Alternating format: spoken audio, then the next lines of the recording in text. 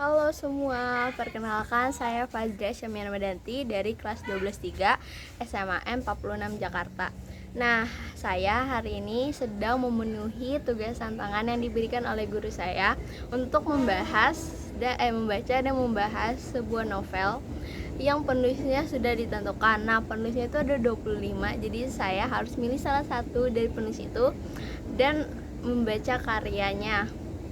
Nah, kalian pasti udah pada tahu penulis yang saya baca ini, penulis yang karyanya saya baca ini, karena ini terkenal banget, yaitu Pramudia Anantatur yang karyanya berjudul Bumi Manusia. Nah, jadi sebelum itu saya sudah berpakaian ala Eropa vintage biar mendalami dari buku ini. Jadi saya sebenarnya itu temennya analis. Nah, terus buku ini tuh diterbitin sama Lentera di Pantara. Yang saya pengen ini diterbitin sama Lentera di Pantara tahun 2005 di Jakarta Timur.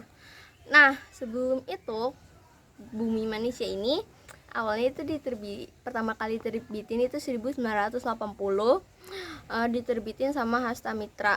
Nah, tapi pada cetakan kelima si Bumi Manusia ini sempat dilarang loh oleh pemerintah, karena menurut pemerintah Pramudia ini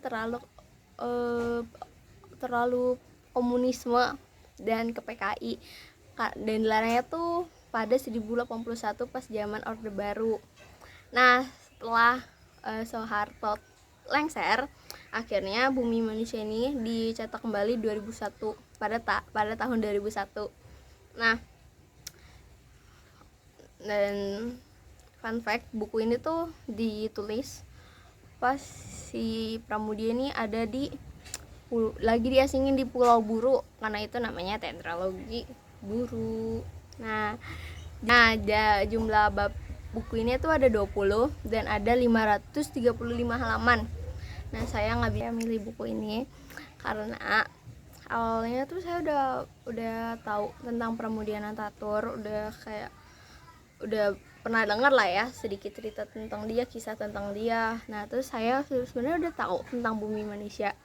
Udah pernah lewat lah ya di sosial media kayak Twitter, Instagram, tapi tertarik pengen baca, cuman kayak nggak sempet, dan cuman yang kayak pengen baca tapi nggak dilakukan.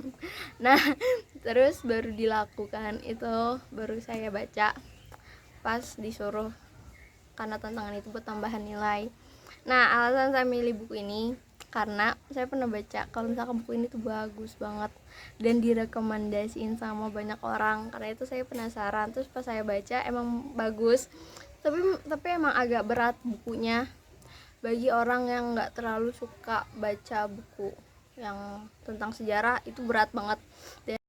Nah, hari ini saya akan menceritakan cerita singkat dari Bumi Manusia ini.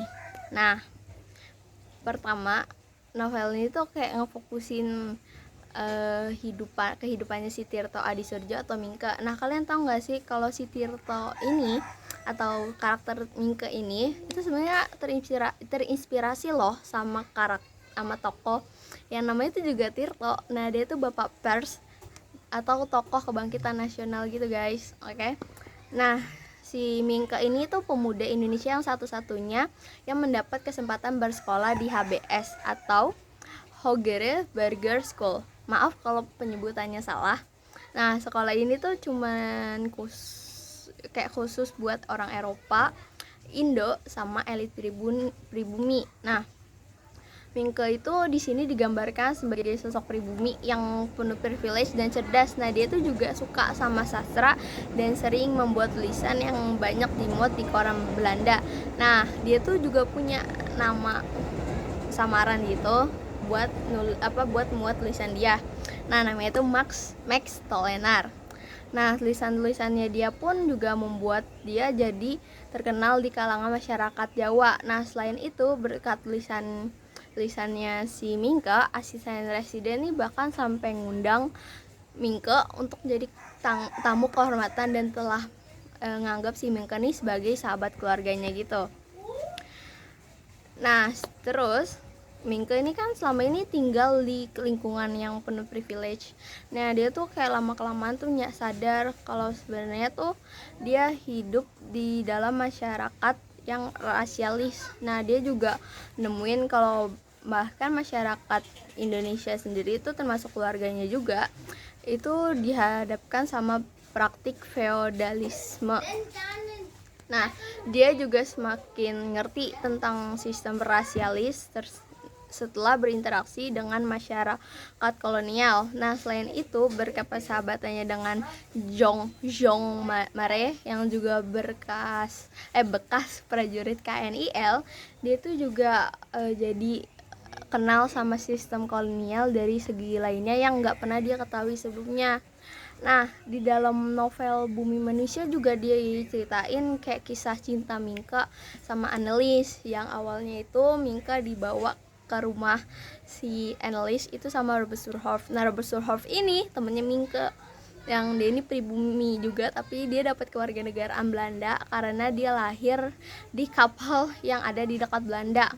Nah, tapi dia tuh bener-bener gak berperilaku seperti pribumi karena menurut dia tuh Eropa karena dia dapat kewarganegaraan Belanda. Nah, Robert Surhoff nih juga suka loh sama Annelies, karena itu dia ngajak si Mingke buat ke rumah Annelies, ke rumahnya si Melema ini, selain karena dia pengen ngejelekin si Mingke dia pengen ninggiin nama si Robert nama diri dia sendiri di hadapan Annelies. Dia tuh juga pengen nyamperin temennya, yaitu kakaknya Annelies yang namanya tuh Robert Melema. Nah, Annelies sama Robert Melema itu Indo guys. Dia tuh hasil pernikahan campuran dari Tuan Melema sama Gundik yang namanya tuh Sanikem, atau sering panggilnya tuh Nyai Ontosoroh sama orang-orang di sana. Nah, kan si Mingke nih jalin cinta ya sama Annelies dan terus tuh si Mingke tuh menikahinya, kayak nikahin Annelies. Nah, tapi sebelum si Mingke nikahin Annelies, mereka tuh sempat diterpa masalah gara-gara ayahnya Annelies meninggal di sebuah rumah bordil punya Ah Chong, ya itu rumah bordil orang China. Nah, mati karena keracunan. Nah, setelah itu si Mingke nih kayak dapet bukan tekanan sih, kayak gunjingan gitu, karena dia tuh udah tidur sekamar sama si Annelies. Nah, karena itu si Mingke nih akhirnya dia tuh mutusin buat nikahin Annelies. Nah, kan bapaknya Annelies ini udah meninggal ya, udah nggak ada.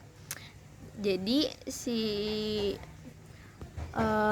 Annelies ini kan nggak punya wali yang ada di Indonesia ini. Nah, tapi si Herman Melema atau ayahnya Annelies ini punya anak kandung dari pernikahan Syah,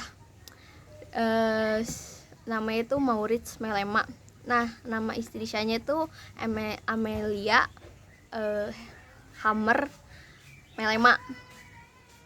Nah, terus akhirnya si Maurits nih kayak iniin ke pengadilan buat minta kayak perusahaannya, karena itu kan emang jatuhnya haknya ibunya kan, Amelia sama si Maurits nih. Nah, terus akhirnya si Annelies ini kan juga dapat bagian, tapi karena menurut pengadilan Eropa si Annelies ini masih di bawah umur, jadi Annelies tuh masuknya di bawah wali si Maurits kan. Nah, selain itu si Robert Melema tuh juga hilang guys, karena si Robert nih juga ke rumah bordil kayak ayahnya. Jadi dia tinggal di rumah bordil yang nggak pernah balik lagi.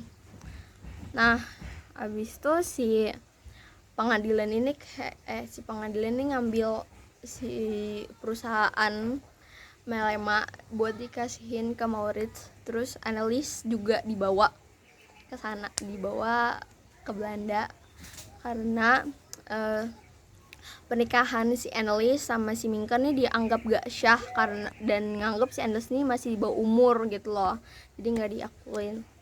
Nah, hal itu yang ngebuat si Mingke sama Nyai Ontosoroh nih kayak berjuang buat ngelawan hukum kolonial tersebut. Nah, tapi ya gitu dah, tapi gagal.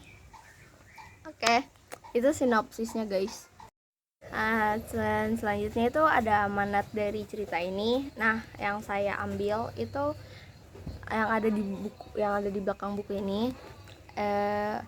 Seorang terpelajar harus juga berlaku adil sudah sejak dalam pikiran, apalagi dalam perbuatan.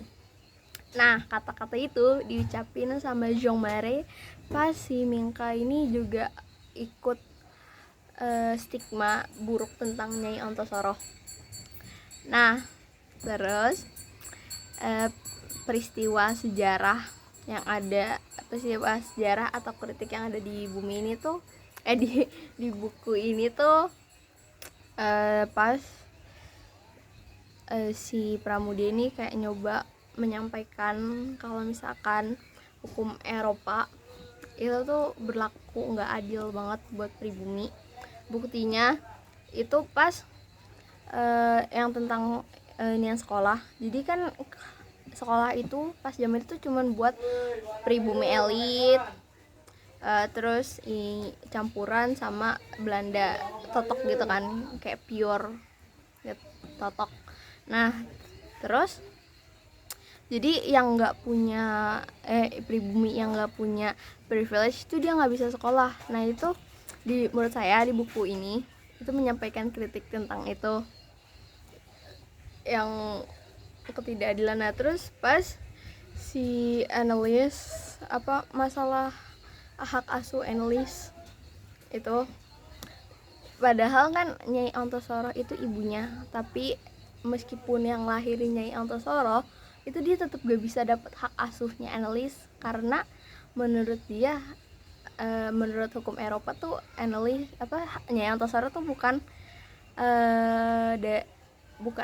bukan istri syahnya Herman Melema. Nah, itu juga di buku ini juga menyampaikan kritik tentang ketidakadilan dari hukum Belanda terhadap pribumi, bahkan stigma buruk Nyai itu kan karena Belanda sendiri ya yang buat ya. Jadi gitu.